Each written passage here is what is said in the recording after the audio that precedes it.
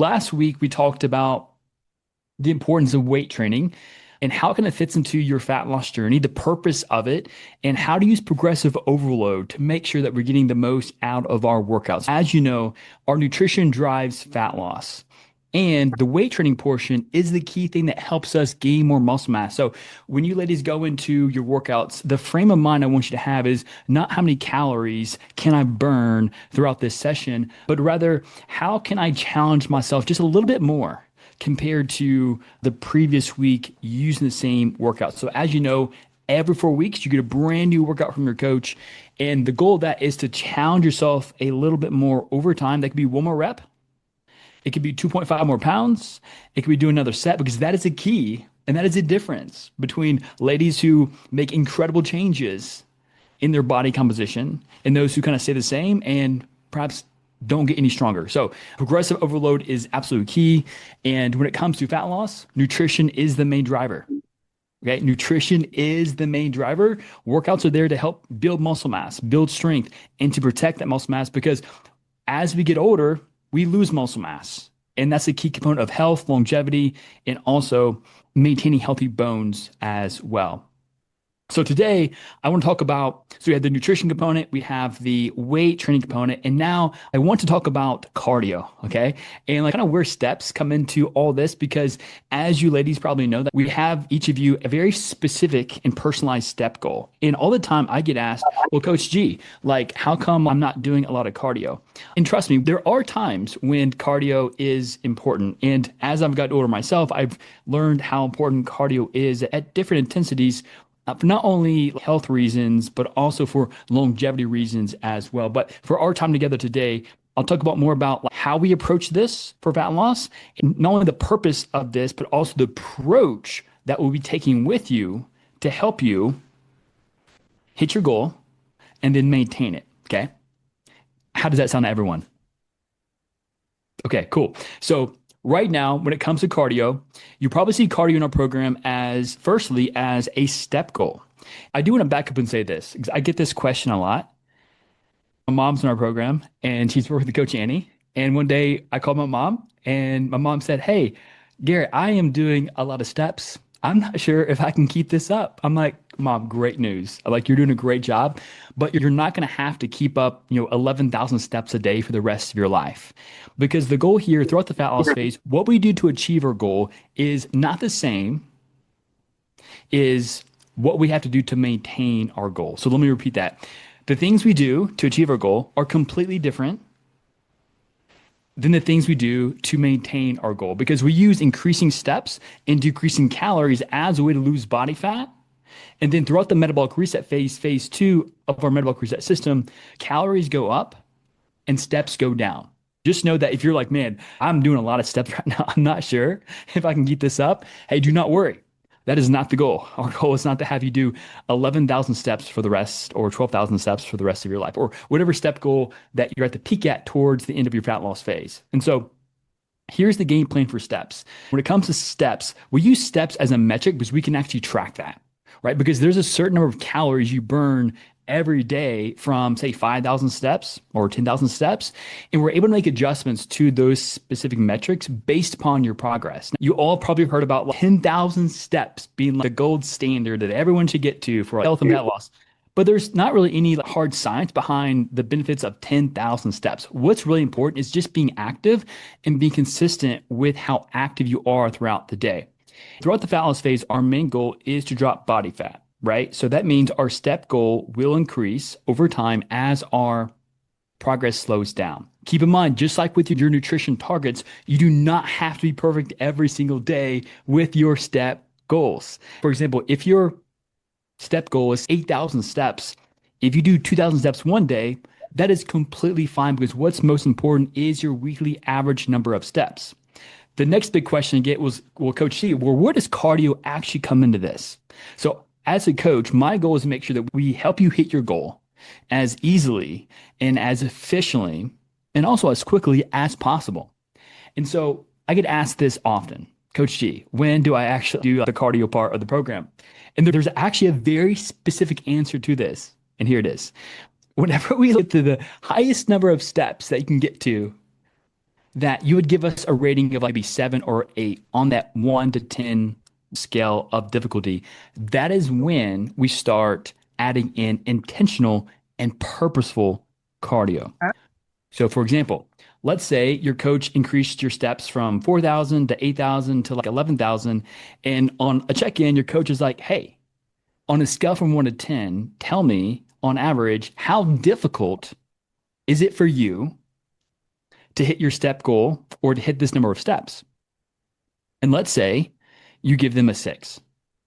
That tells us we probably have one more opportunity to increase steps as our progress slows down to break through plateaus. But let's say you give us an 8, meaning we cannot do any more steps. So we topped out at our highest number of steps that we can in order to maximize our energy output from our steps. The next step is adding cardio. Okay. Once we hit your maximum number of steps each day, then we'd add in 2 sessions of 25 to 30 minutes of moderate intensity cardio. So 2 sessions, 25 to 30 minutes of moderate intensity cardio, in addition to your step goals. Okay. And so that can mean my favorite form of cardio. I get on a treadmill and I put it on like incline 3 or 5 and like maybe like 3.0 miles per hour. And I'll walk on an incline for 25 minutes. If you want to add it, like kick it up a notch, putting on a weight vest will make it a little more challenging for you. The reason why we hit plateaus throughout fat loss journeys is because our body adapts. We lose weight. When a body weighs less, it burns less. So when we add on a weight vest, it tells your body, hey, like we have more weight to move. And because there's more weight to move, we burn more calories. And so in that regard, we start off with 2 sessions of moderate intensity cardio, not a high intensity, because high intensity cardio is really unique because it uses the same energy reserves as you would throughout strength training. Now, if you're doing 2 sessions of strength training a week, or maybe 3, then maybe a session of high intensity cardio would be fine. Because our main goal here, what's most important is we have the energy and we're recovered from everything that we can give our workouts our best performance. Like we really don't want our workouts to suffer. That's the main driver for muscle, metabolism, and health. And cardio is there to help with a few extra calories, improving health, helping with recovery. Cool thing about like walking and steps and low to moderate intensity cardio is that it not only reduces cortisol levels, but also can improve mood. It doesn't affect appetite, and it can help you burn quite a few calories when you're consistent with that. And so when it comes to steps, I want you to see steps as like the third most important part of your program for fat loss. Okay. And so it's not most important. Like people use cardio for fat loss, and cardio is the least effective thing you can do to burn body fat, right? It's not sustainable. You can't scale it. And cardio is more important to improve your health than it is to help you with losing body fat. It's better for your heart than it is to lose body fat. We have to use nutrition. We have to use nutrition as the main driver for fat loss. Is this making sense so far? Right. Does anyone have any questions as I get to a quick stopping point?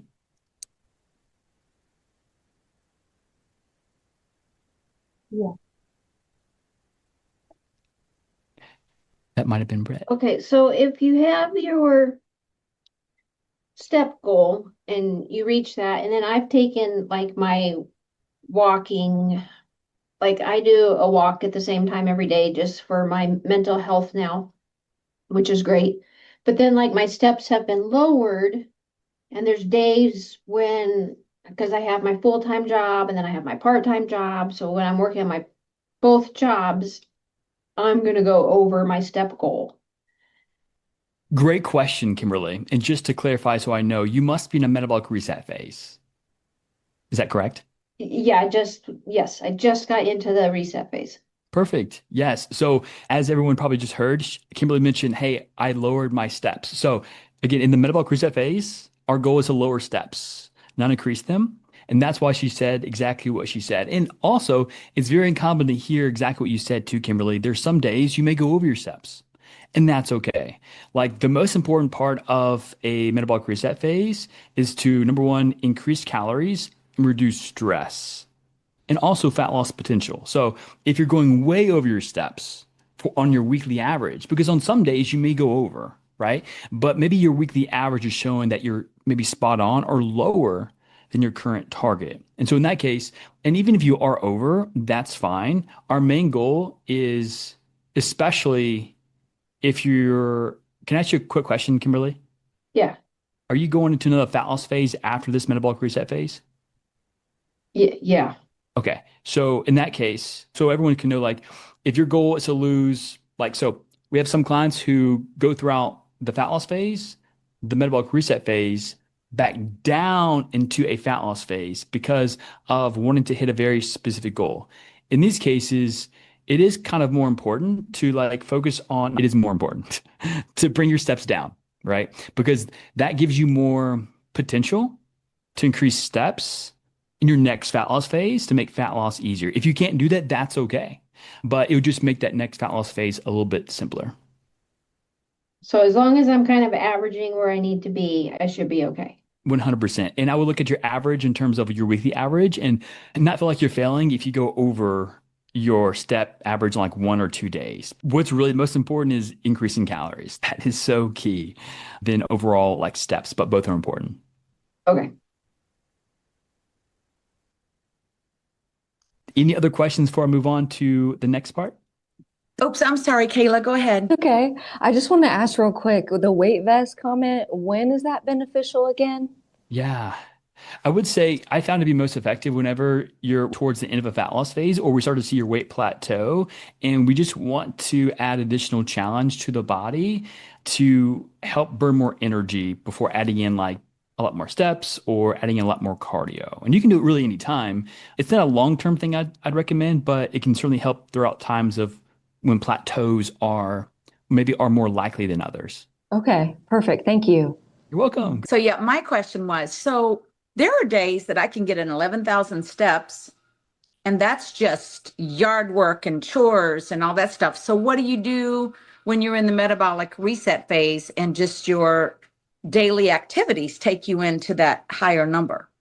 Yeah, that's a good question. I've learned too that steps are very seasonal in terms of like what you mentioned. Like wintertime's kind of maybe more difficult to get in steps, Yeah. and then summertime maybe more, maybe a little bit easier. And so I never want someone to stop doing something to get in fewer steps.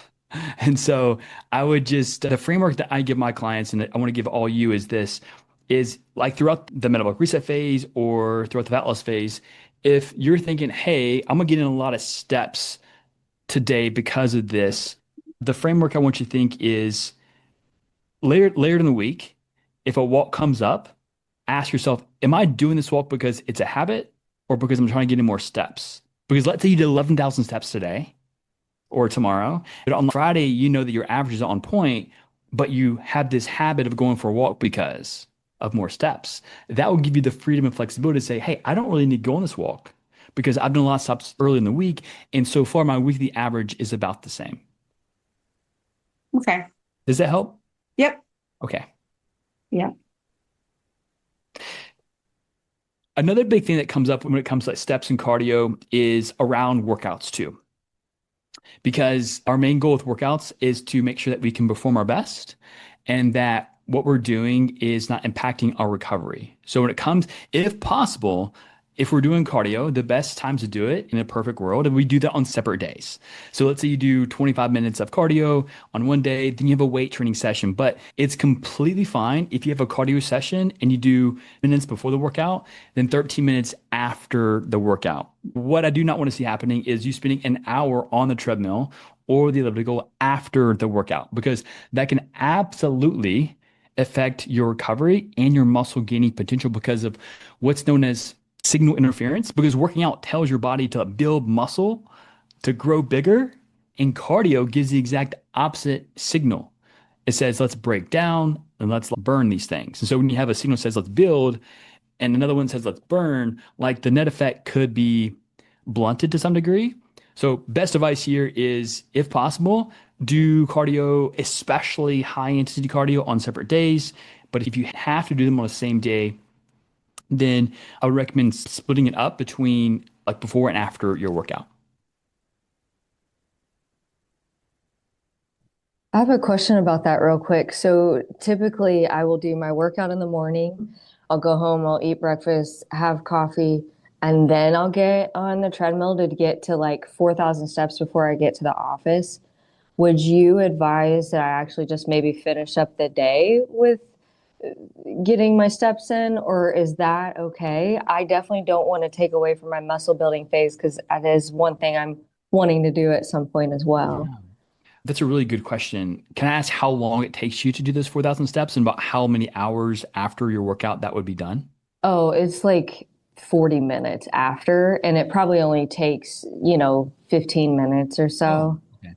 And it's super low. It's like a three speed. Perfect. Yeah, in that case, and especially knowing you had some fuel before that, I would absolutely keep it where it is. And but because it sounds like that's a good routine for you too. Yeah. And it's not going to affect your muscle building potential as well, especially being that it's only like 15 or so minutes. Okay, perfect. Thank you.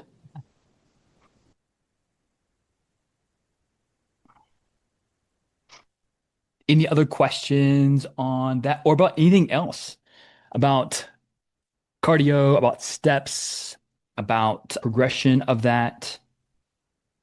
Happy to answer any questions you have about what we talked about.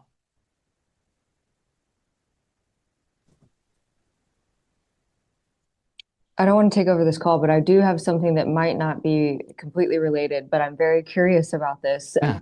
So, can you build muscle when you are eating at your maintenance calories? Mm. It really depends. The biggest thing that depends on, there's two things that depends on, training age and your training intensity. So if someone's kind of early on to training, like the stimulus, the external stimuli of like this resistance placed upon your body, early on, your body will adapt very quickly to protect itself. So in that case, you will build muscle. And that's why even so, like you'll see some ladies gain muscle mass in a deficit, right? Because it's very new to them. As your training age increases, meaning after 4 or 5 years of a consistent training at a higher intensity with progressive overload, it just gets less likely. But one thing I'd argue too is like if you're training at a very high intensity, meaning that you are taking each set within one rep of failure or two, like your body will adapt. And especially if you're pushing it with progressive overload. Now, you will grow muscle mass faster if we stay within like a calorie surplus, 100 to 150 calories above maintenance.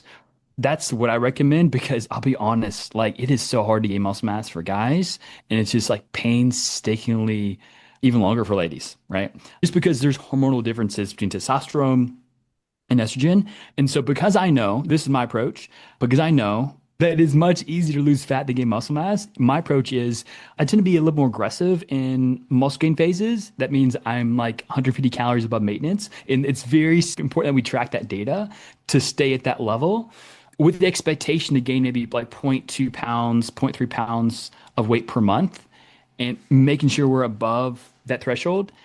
And then after 4 to 6 months, we go into like a mini cut. Because here's the thing, the training for muscle growth, it's not fun. It's really hard. It's super hard. And so like my thing is if I'm gonna train this hard, I'm gonna put myself in a caloric environment that will allow me to get the most from like the biggest bang from this buck. And so I will almost always put myself in a very sometimes more aggressive calorie surplus, knowing that in 4 to 6 months, I'm gonna put myself in a mini cut. Now, a mini cut is a fat loss phase, but it's shorter and it's more aggressive. Main goals is it's like 3 to 6 weeks. Main goal is to drop body fat quickly, and it's also to make sure that we're re-improving insulin sensitivity and nutrient partitioning. The reason for this is because the body can gain more muscle mass faster when it has a lower body fat percentage versus let's say you do this muscle gain phase and let's say that someone gains like 8 pounds in like 16 weeks and their body fat goes up 3 or 4%, which is a lot.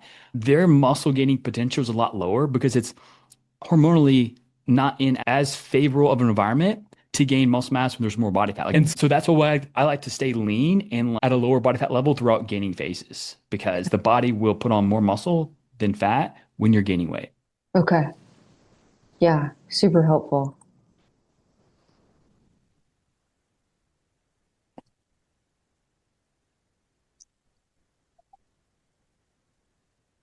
Man, this call has went by so fast. Did you guys find this helpful today? Definitely. All of Awesome. them are. Oh, really? That makes Yeah. awesome. What are some things that you ladies would want to see in the future in terms of topics and things that we cover? I know for me, dynamic stretching would be a big one. I'm finding that the heavier I go in weights, that it's triggering a lower back issue. I had an injury as a kid. Let's say, for example, my hip thrust. I can do 300 pounds, but it strains my back so much that it affects then the rest of the week. So Mm. I found that 255, I'm pretty good at. And so I'm just going to keep getting stronger there. But I would love to know maybe some different stretches and stuff you could do for people that are lifting a little bit heavier. Could I give you my advice on what to do with that? Yeah. Because the biggest potential of you not getting the muscle mass you want to is you being able to continue on with like weight training at a very high intensity. So personally, Kayla, I would absolutely remove that exercise from your plan because at 255, it sounds like progression would not be as likely unless there's a higher risk. Because if you get injured, like, and it sounds like the rest of the week you're gonna feel it. Like, there's no reason. Like, I would not want you to risk anything that would keep you from doing any leg movement that would keep you from like being able to train at high intensity and keep doing workouts. So because there are plenty other like glute movements we can do that are just as effective that hopefully would not cause any strain on that lower back in that manner. So I would remove it completely and start on progressive overload with a different exercise. Like RDLs, I love RDLs. Glute focused RDLs are great. I'm a big fan of goblet squats. Reverse lunges with your front foot on a platform, amazing. Love Mm. that as well. If you have a pendulum leg press, that's killer. It will also kill you. The worst machine ever. I will say though, what we can do is take the hip thrust, just change it throughout maybe the time of your program. So you're doing like reps of 15 to 20 at a lower weight. So you're progressing with reps and not weight too. Okay. Got it. Yeah, because I really don't want to see the hip thrust go. I just that's No. not something Okay. I'm Yeah. ready If you for. want to keep it in, I would definitely progress with reps and not weight because if you Perfect. get injured, that's going to really impact your progress. Yes. Okay, thank you. Then Pam mentioned, Kayla, have you tried McKinsey method for your back pain? Never heard of it. Me either, Pam. Tell us about that. Yeah. Wow. So my husband had a slip disc a few years ago, and this is when I first learned about it. And he reached out to the back surgeon, and this is a guy who makes money cutting people open and fixing their back. And he said, you know, what I would like to see you do first is this McKinsey method. And it's a book that you can get on Amazon. And once you start putting it in, it'll show. And the primary method is, and it won't surprise you, Coach G, is that, you know, you're laying down on your stomach and your chest, and then you just pull up into a cobra. And it just really tells you where to put your hands and how long to hold it. Because when those discs, it just makes it go the other way. Yeah. Opposed to like when you're doing those RDLs and you're bending over this way, it's actually Mm. doing this to push that fluid. I am no doctor, but I've seen that method turn a lot of people's back pain completely around. Oh, Mm. amazing. I'm gonna look that up and try that. That's Yeah, check it interesting. out. That makes sense. Thank you, Pam. I really Yeah. appreciate you sharing Yeah. that. Yeah, you're welcome. Awesome. Anything else before we wrap up today's call? I really appreciate everyone joining us today, and I hope you found this valuable. Any other questions before we wrap up? Nope, but thank you so much for these calls. Thank you, Kayla. You Yeah, know, even if sometimes I like I'm haven't not been sure on if them, this. I'm watching the recordings and Are they're you really? awesome. Okay, thank Yeah. you. Yeah, Yeah. I never know if they help anyone, so the feedback helps. I'm looking forward to our next one on Thursday. So Thursday at 6, we have a Q&A one that you can just come with questions, and if there's no questions, that's okay. I can just talk for like minutes too. But anyway, thank you so much for joining us today. I'll be dropping the recording in our app, and I would love to hear once I drop it. I'd love for you ladies to maybe you have one big takeaway you've had because if we can get more people on these calls, that'd be so fun. And so if you share a takeaway, that may help influence someone to join next time too. Thank you. Awesome. Of course, Pam. Hope everyone has a great rest of your day, okay? Thanks, you too. Bye. Bye, everyone.